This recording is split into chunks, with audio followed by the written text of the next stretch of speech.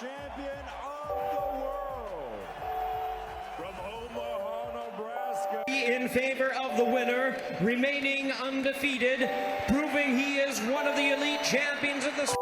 The fight is over. Canelo gets the knockout. Deontay Wilder has eradicated Dominic Brazil.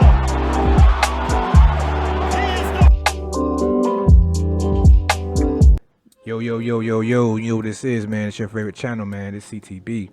This is Chin Tuck Boxing. I'm your boy Jay Slay, and I'm serving nothing but delicious entrees of boxing knowledge.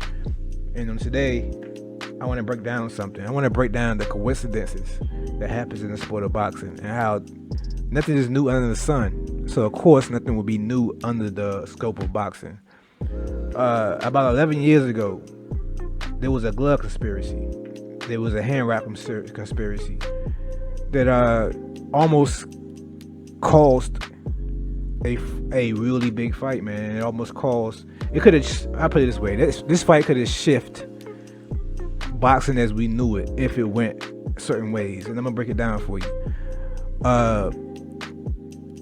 This fight wasn't the first of its kind, but it is the most recent of its kind. What I mean by most recent, I mean it is under the scope of how the Boxing Commission and how I think things kind of still work today, if that makes any sense. The way the commission works and the way I feel a lot of boxing rules and regulations work didn't change much from this incident to today. I'm gonna break it down for you, man, in this video. But yeah, let's get right to it, man. I'm gonna play these clips. I'm gonna play this clip right here. It's none other than the Hall of Famer, Sugar Shane Mosley, man. He's gonna give you his insight on a fight that changed not only the course of his career, but it could have changed his career if it went another way. And I'm gonna break it down after this clip right here. Check it out. My coach brought the hand wraps to the dressing room right before the fight, and they showed the pass prayer. I mean, it was evident that he was doing that, and it was Capetillo, which is his coach, which I knew too. He was saying he was going to make his hands feel better, or not hurt, because it was probably hurting because it was punching, whatever. But I think that he thought there was a little edge, so they wanted to use that edge in the fights, and that, that's not a good deal. And a couple of sparring partners said that they kind of got hurt from him sparring with him, with not knowing why they're feeling the shots the way they are. So I mean, it could have been a good while, and Again, what you just watched is Hall of Famer boxer Sugar Shane Mosley giving you just a brief description on what was found in his opponent, which was Antonio Margarito, back in 2009. This fight, first I want you to understand the magnitude of this fight. The magnitude of that fight was pretty much the winner of that fight had Floyd Mayweather's eye. Floyd Mayweather was prime time at that point in time. He was the big time. He was a pay-per-view star, and he was looking for a major opponent. Excuse me. At that point in time, I think he was slated to fight Andre Berto, but of course, the disaster in Haiti happened, and Berto pulled out of the fight. And in turn, Shane Mosley wound up getting the fight because of the victory he got from this fight. But I'm gonna let you know how the course of what we know as boxing today would have been different. What if Margarito got away with those raps? What if it was never brought up? Or what if it was never caught? The commission was unaware of it, and there's proof of the commission being unaware of it. I'm gonna keep on playing. There's more to this. There's more clips that I have. Again, these clips are coming from Against the Ropes podcast. The link will be in the description. You guys did a great job, man. I just stumbled onto this interview about a week ago, and it made me decide to make this video today because it has, like I said in the beginning, it's a lot of similarities, man, and there's nothing new under the sun. So of course there will never be anything new in the sport of boxing. But yeah, in this next clip, he's going to go into details on how the plaster of Paris gets put onto the onto the hand in the hand wraps, and how slick they was in doing it without being caught for who knows how long. Stand by. I think Miguel Cotto called them out, and I guess there were some pictures where you see the Indentures. some It's pictures. cracked, yeah. Yes, that they were cracked. Does that prove that? Oh, I mean, it proved already because when we went to the back, and the doctor came back and said, "Oh yeah, that's the dust fell off of it." Oh, The dust fell off of that's Oh. Plaster Peril. That's why it's no doubt that that's what he had. yeah. Whether I think kind of knew about it, but I think there was more Capetillo that was put it on him to so these are going to protect your hands, and I wrap hands like calves anyway. Like people wrap their hands really tight, so they kind of thinking it's not going to make much of a difference, but. That's very dangerous, and the doctor did. That's why the doctor came back. The commissioner came back and looked at it. So that's Plaster Peril. It's interesting that you say that because we had Alfonso Gomez as well on the show. And he said when he sparred Margarito that he broke his nose. Yeah, So- and a lot of people said something Yeah. about the eye socket being broken, stuff like that. So that's dangerous, especially for somebody that's fighting like Margarito. There you go, man. There you have it.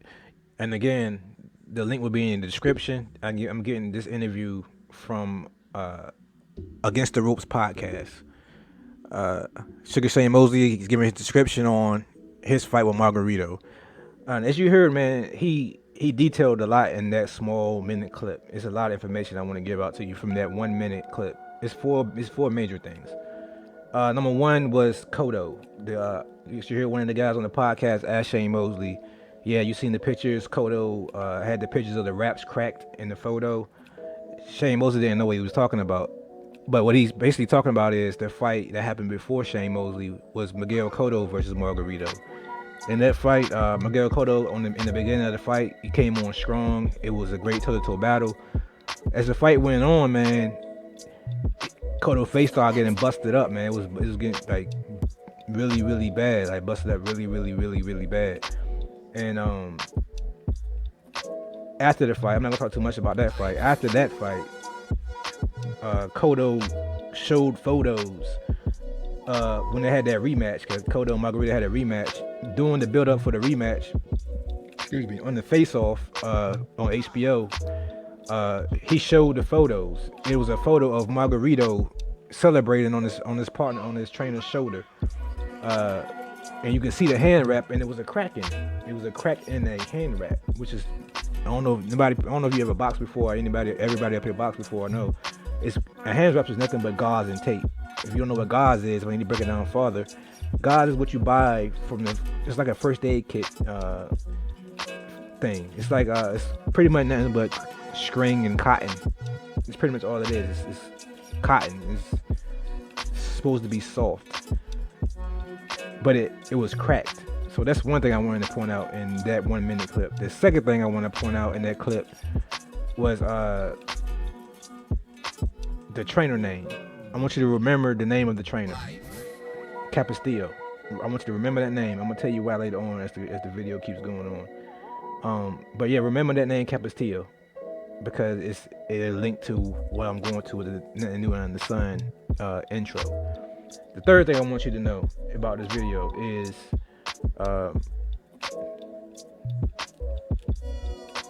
third thing I wanted you to remember and listen to was the trainer explanation for doing so. Capetillo explanation for wrapping the plaster apparel on his hand was to protect the fighter's hands. He does that to protect the fighter's hands and give a fighter like an extra level of protection of their hands, if that makes any sense. Which in itself would also be illegal in a sanctioned bout, but that was what Shane Mosley recalled as his trainer excuse on why he did so. And the fourth thing I wanted to point out in this 1 minute clip was the effects of it.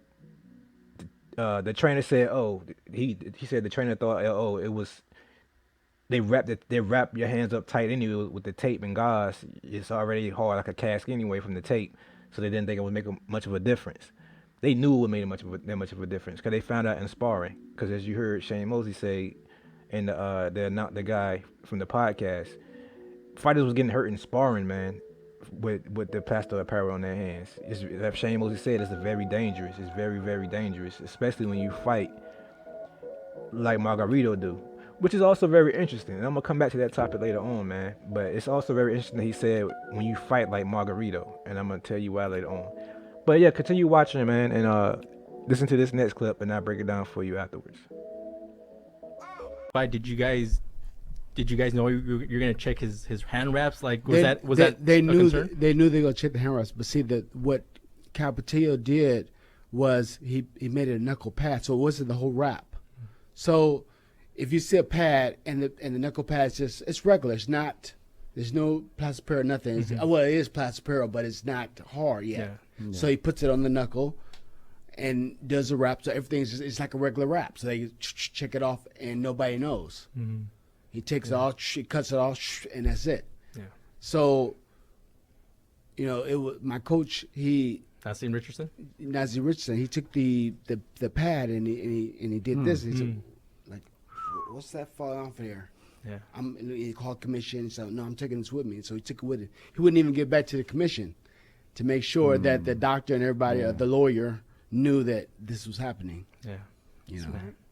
Yeah. It's two major things in that video. Again, the link will be in the description. I'm getting this information from Against the Ropes podcast. It's two major things in this clip. Number one was his breakdown on how they hit it from the commission.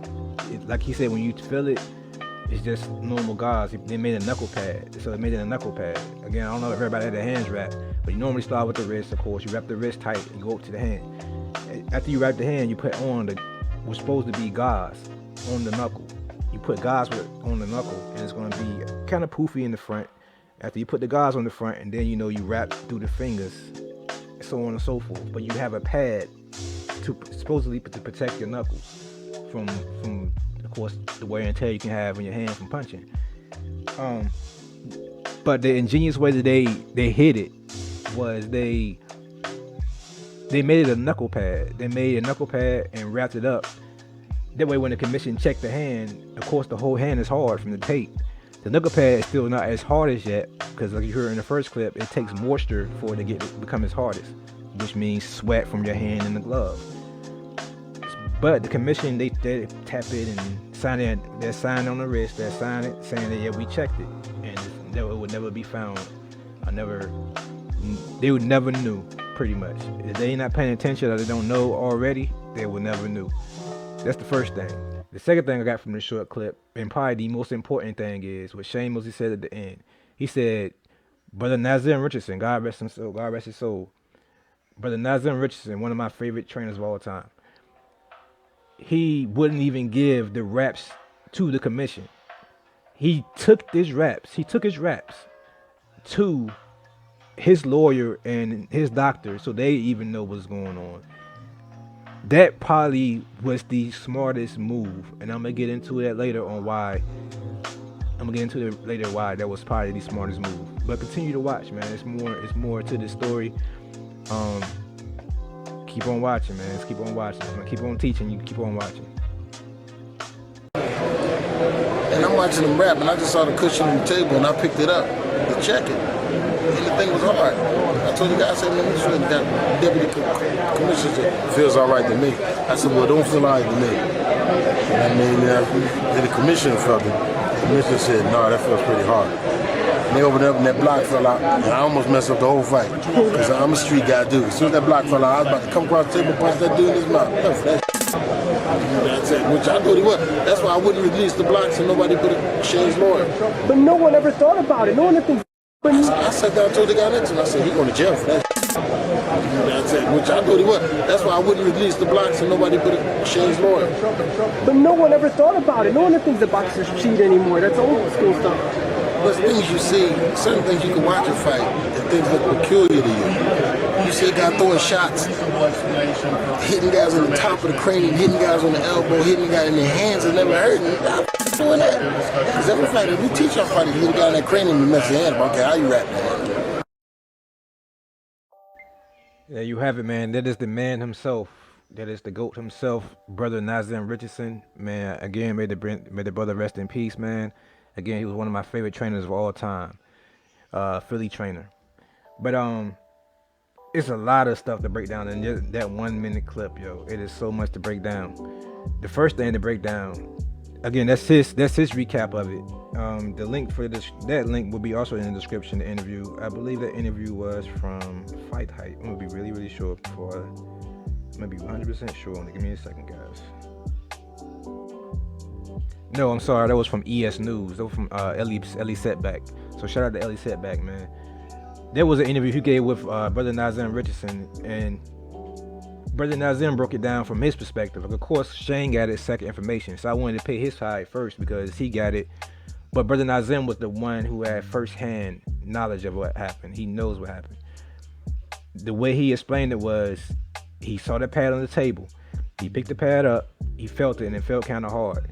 The first and probably important thing I really want to point out in this is this part. He said he gave the rep, the pad to the deputy commission.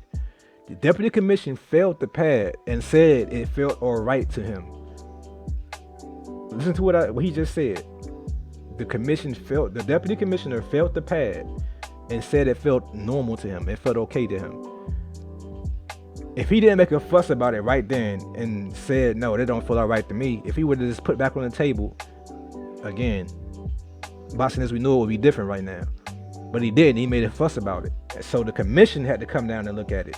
When the commission came down and looked at it, he had to say, okay, it does feel kind of hard. I'm assuming they tried. I'm only assuming now. But as you heard Shane Mosley say, and you heard brother Najim say, he did not get the pad back to them. He did not put the pad on the table. He didn't give it to the commission or nothing. He didn't trust them at that point because he already had to make a fuss to the deputy commission about the fact that it felt unknown. It didn't feel normal. It felt hard. So after having to go through all of that and argue him down, fuck it, I'm gonna get my lawyers involved. Like he said, he a street dude. He wanted to fight him for it. And then he thought dude was going to jail. He thought that was assault. He said, yo, I'm gonna take this to my lawyer because this dude about to go to jail. The commission tried to cover that up, bro. If not the commissioner himself, the deputy commissioner was. Not saying he knew it, but he knew it once Nazir Richardson made a fuss about it. If you understand what I'm saying. That's the first thing I took from that. The second thing I took from that was, I want to break down what he said at the end. Ellie Setback asked the question. Ellie Setback said, nobody would think that. Nobody would think anybody cheating. That's old school stuff. Again, like I said, the name of this topic, the name of this video is Nothing is New Under the Sun. Cheating will always be around in boxing because there's so much on the line.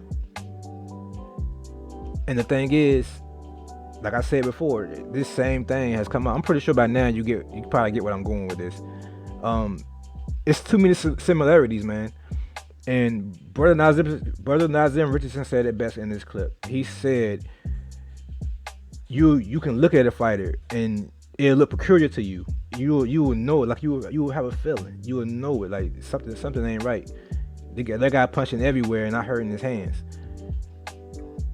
The reason why that looks so peculiar is because it's not normal. You punch somebody top of somebody's head, you bound to. If you don't break your hand, you're going to feel it. I'll put it that way. You will feel the fact that you punched the man on top of the head, and you're going to take a small break, a couple minute break before you throw that hand again, a couple seconds. I wanted to break those down for these reasons. This reason. Nothing's new under the sun. It is too many similarities to that case, to what happened between Shane Mosley and Margarito, that happened to Deontay Wilder and Tyson Fury. I'm gonna break it down to how many similarities. Some of them probably even shock most of you. I'm gonna start with one I'm pretty sure most of you don't even know. Remember I told you, remember the trainer's name, Capetillo? That name is so familiar to a lot of people because Capetillo was introduced to Fury. Capetillo, the trainer that's with Capetillo, they helped him with his cut in his last fight with Otto Wallin, is the nephew of the Capetillo from this fight, from the Mosley fight. They own and operate the same gym out in Los Angeles. So that gym, the way it usually work in a boxing gym is usually a culture thing. Like the gym knows pretty much what goes on. If you're a fighter from that gym, all the tricks of the trade from that gym is learned. And I say that because Tyson Fury also worked out of the Crunk gym, which is in Detroit, which is where he learned the sliding your hand in and out of the glove and punching with your bare knuckle between the wrap area, between the wrist, the open palm area of the glove, which is where a lot of his hooks are landing like this instead of like this from the glove. That he learned that from Detroit and from the Crunk gym. That's a Crunk trick. There is a Detroit area trick. So I'm willing to bet that this plaster of Paris trick is a, whatever the name of their gym is, a Capetillo gym trick. I believe that's a Capetillo gym trick in which Capetillo assisted Fury with his hand wraps. A lot of people, even Wilder said he think it was egg weights. It could be egg weight, but I would lean more to it being plaster of Paris. I'm leaning more to that.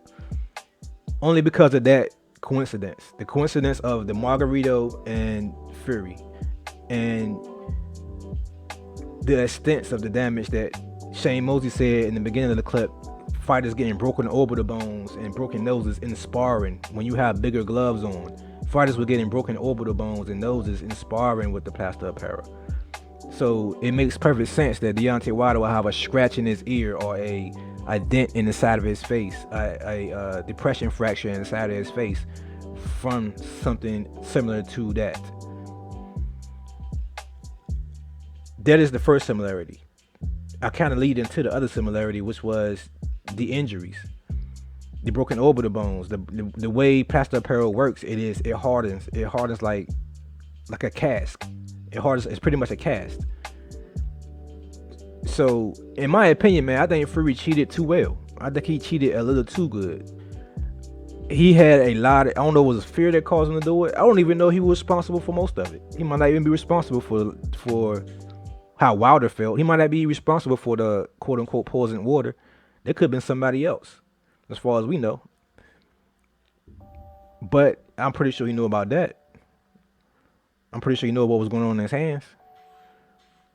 I'm pretty sure that his trainer knew. I'm pretty sure that what's his name? Sugar Hill knew. Because he was leading, saying Tyson Fury is a puncher all of a sudden. And nobody believed him. Nobody believed him. This is what my another point is. Brother Nazir Richardson said, you can watch somebody fight and you just like it looks peculiar. Like a fighter punching everywhere and it just looks weird. Tyson Fury, the way he fought this time, he never fought this way before. That looks weird. It looks peculiar. He had the confidence to fight like that. So, real boxing heads like myself kind of was already like, damn, Fury don't normally fight like that. We didn't expect that. That's crazy. He went from going life and death with Otto Wallin and getting busted up, and Otto Wallin didn't even seem hurt in the fight, to all of a sudden now walking Deontay Wilder down and busting him up. Like, damn, that shit look peculiar to us. It's too similar, bro. It's too similar. Nothing new under the sun. Another thing that kind of leads to it being really obvious that Fury cheated. The pictures right here.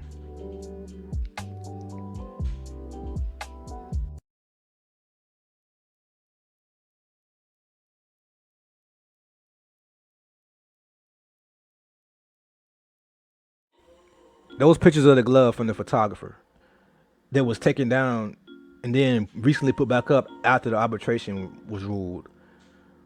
It's odd, yo. It's really odd. Not only because he took him down when it started to get traction and people started to notice the impression of the glove, but also the timing of it being put back up after the case being ruled in Deontay Wilder's favor. It's too many wise in this thing. And I don't understand why a lot of Fury fans don't see it. I don't understand why a lot of these reporters are not breaking this down. If a guy like me, with no journalist experience, with a podcast that's only a couple months old, can do this type of research, why the hell is no reporter doing this? It's just too. It's really, really crazy to me, man. It's really, really, really, really crazy. But yeah, earlier to come to my conclusion. Earlier I said that fight, the Sugar Shane Mosley Margarito fight, could have changed the scope of boxing as we know it. Cause that fight would have led up to a Mayweather fight. Just imagine if Brother Nazim Richardson never caught Margarito hands wraps, and Margarito went in there and busted up Shane Mosley the way he did Cotto. And many other fighters, I'm pretty sure, before Cotto, because who knows how long they was doing it for. Margarito possibly would have got that Mayweather fight. Now, while I do trust Mayweather's team, I do trust them that if Brother Nazim Richardson could have found it, I'm pretty sure Mayweather's team, who was known for being very, very cautious and very, very particular when it comes to checking everything. So I'm pretty sure they would have caught it too. But what if they didn't? What if Margarito would have went in there with the same way he caught Cotto, and then the same way he would have caught Mosley, went in there with those hand wraps against Floyd? He would have probably beat Floyd. He would have beat Floyd that same way. Think about it again. Let's go farther, because I know there's a lot of Floyd Mayweather haters also. Let's go to a fighter that most people love, Manny Pacquiao. Margarito also had a Manny Pacquiao fight after this. So let's just say nobody caught it up to this point. Even Floyd didn't catch it to this point. He go on that Manny Pacquiao fight with those same Pastor Apparel wraps and beat the dog shit out of Manny Pacquiao with those wraps on. Freddie Roach, nobody caught it. Margarito would be possibly the best fighter in the world. He could possibly be the best fighter ever. He just finished beating Cotto. He just finished beating Mosley. He just finished beating Floyd. And then he just beat Pacquiao. Miguel Cotto would have been the greatest Mexican fighter of all time. Am I wrong? So think about it. Like I said earlier, Fury cheated too well. I think Fury cheated too well. He did too much. He did too much to ensure a victory from Deontay Wilder. He did too much. The spiking Deontay Wilder so Deontay looks drowsy in the fight. While most fans probably don't see it, diehard fans notice the difference. Not only that, Wilder felt the difference and knew the difference. The putting plaster apparel on your knuckles. You a fucking heavyweight. You a heavyweight. You have to expect to cause more damage than Margarito would.